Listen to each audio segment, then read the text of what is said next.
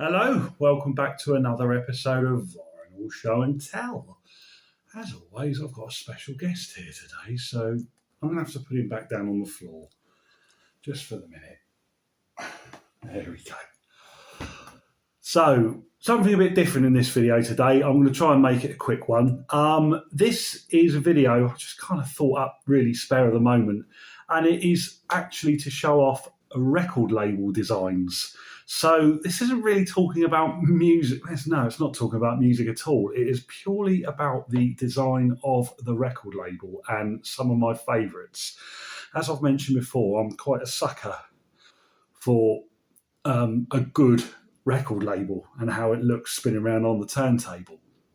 But I've just got a mild interest of logos, branding and packaging. This is not, this extends into all sorts of things really. So the whole record label thing it always ignites my interest. So I'm literally just going to run through my favourite record label designs. I'm just going to show them to you. I'm not really going to talk about the actual music on the album. This is not what it's all about. And that's it. As always, it's always subjective. I mean, I don't really know if anyone's going to sort of pipe in and argue against me, but this is what it's all about. So here we go. Right, so the first label, this is called, it's a bit of an obscure label. This is called Bradley's. This is by a band called Carla. And it's the only album I've got on Bradley's. Not so interesting on the B-side. They seem to adopt what like Vertigo and a lot of these labels did at the time. Put the track listing on side 2 and put a design on side 1. But that is just so cool. That's I don't know who it's supposed to be. I really, really don't. If you know, please let me know. But I love that. That's absolutely brilliant. I'll have to look up more albums on this label, see if there's anything else worth getting. Okay, next up, a well-known label. It's Regal Zonophone. They were around for years. They became defunct, I think, in the 70s. It's a simple design. It really is. But I love the colour. I just like the layout. I just like how it works. I really do. It's just, that's the thing about art and design. You can't, as I said, it is completely subjective, and sometimes you just can't put your finger on it. But if it just works for you, that's absolutely great. This album is Second Opinion by Marvin Welch and Farah. Yeah, this one looks wonderful spinning around on the turntable. It actually looks very, very regal with the sort of red and silver colourings. Lovely. Okay, one you'll all be familiar with. It's Fontana. A real staple for many singles in the 60s. It really was more of a kind of 60s label. Maybe it went back to the 50s. But so much was released on this in the 60s, and they did, of course, branch into more album material as time went on. Again, nothing special. To me, I mean, the layout is very, very ordinary, but the logo is just so cool. It's just so good. It's a real just product of the time, isn't it? When you think of sort of 60s art and sort of, the curves, the way the font is, it's just very, very pleasing to the eye. So I like having things on this label, often for that reason. I won't buy absolutely everything on this label. That would be almost impossible. But there we go. Yeah, the album in question is Paradise Lost by the Herd. Very nice. Okay. This is the Kapp label, K-A-P-P. Believe this was only used in the States and certainly North America. This is actually a Canadian pressing of a self-titled album by Fanny Adams. It's the only record I've got on this label. And yeah, I love the vibrant colours.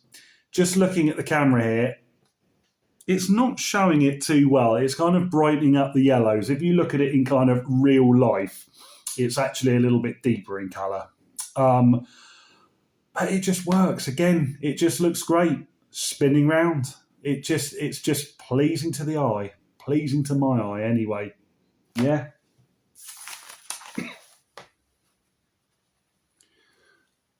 Okay, nothing unusual or out of the ordinary here.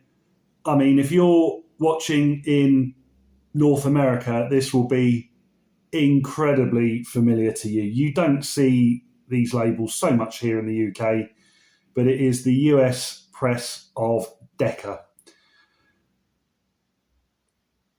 Colours, vibrant, just love it. It looks great on the record deck, and I haven't got many of these because I generally, being living in the UK, I'm going to inevitably collect UK pressings. But this is a US press by Glass Harp, and yeah, it's one of just a few on this label. And I just think it looks great the way it's sort of laid out, just spinning round. It just something so appealing about it. Yeah, as I say, very, very common, I'm sure, in Northern American territories. But yeah, great to have.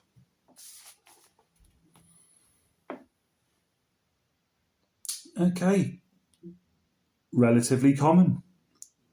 I say relatively common. This MCA variant, it wasn't around for long. I think it came about in, I want to say 1972 and was probably discontinued about 1973.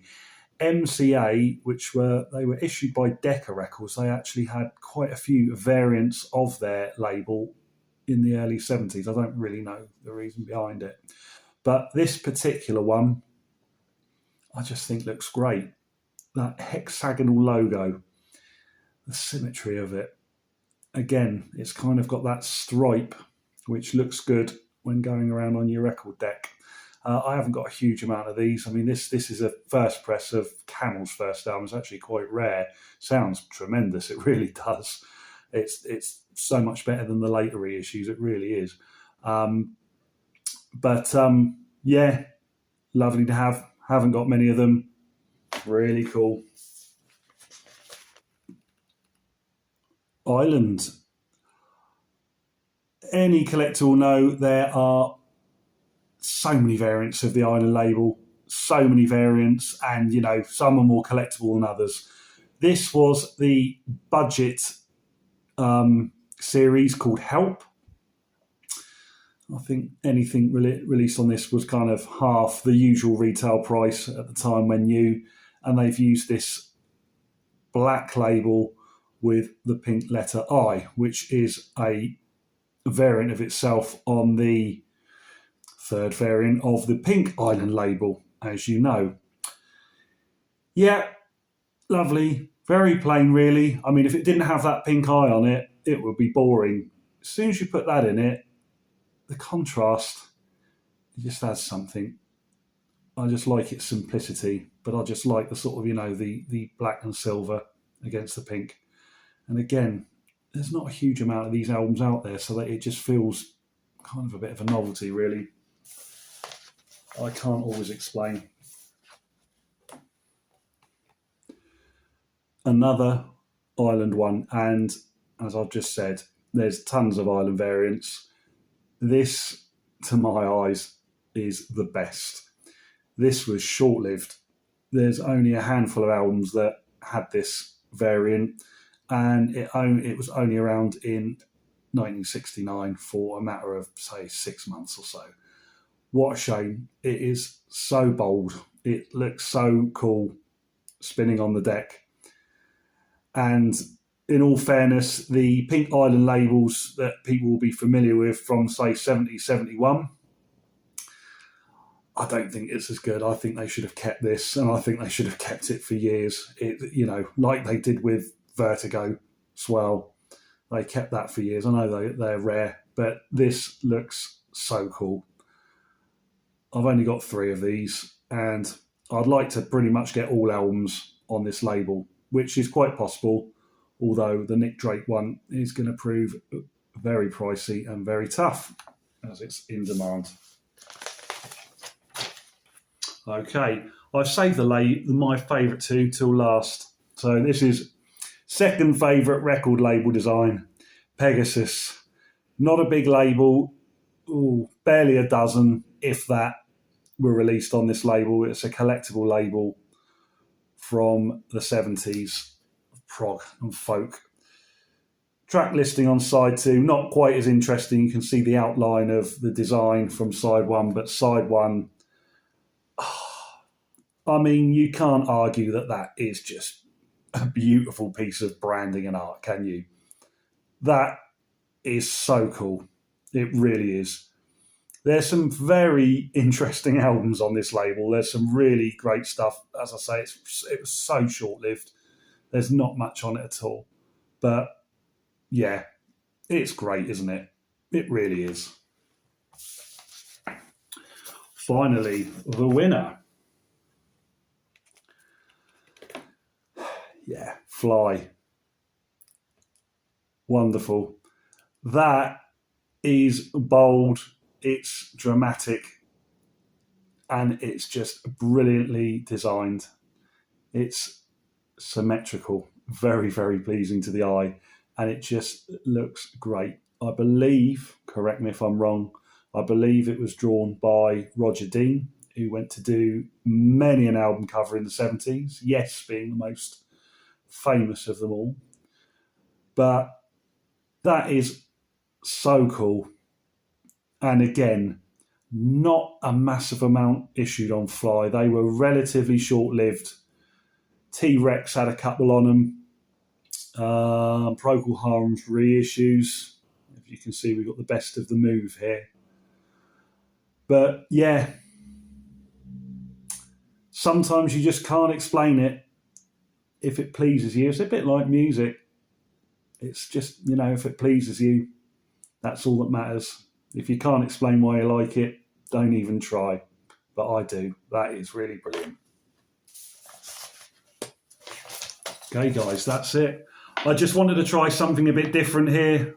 Short, sharp, yeah, bit of an unusual one. There's nothing really about music, but something hopefully maybe you can all associate with. So keep the comments coming. Let me know if you feel I've missed anything out. Let me know if you've got any favourite record label designs. And yeah, keep tuning in. Take care, everyone. I'll see you all again soon.